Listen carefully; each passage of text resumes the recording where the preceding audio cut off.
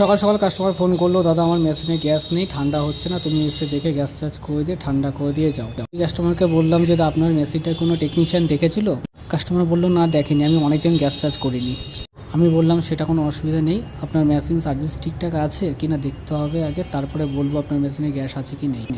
আমি এসে দেখলাম যে না, কুলিং কয়েল প্রচুর নোংরা হয়ে আছে।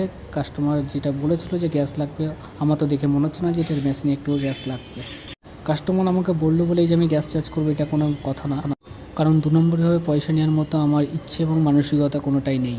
আমি যদি বলতাম হ্যাঁ দাদা গ্যাস লাগবে, কাস্টমার হয়তো আমার কথায় এগ্রি হয়ে যেত যে গ্যাস লাগবে, কিন্তু যেখানে প্রয়োজন নেই সেখানে দিয়ে আমার লাভ নেই।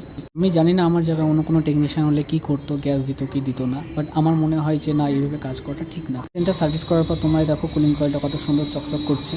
মেশিনটা সত্যি প্রচুর নোংরা হয়েছিল, গ্যাসের কোনো সমস্যা মেশিনটা নেই। মেশিনে আমি সার্ভিস করে দিয়ে মেশিনটা চালিয়ে খুব সুন্দর ঠান্ডা, কাস্টমার পুরো স্যাটিসফাই।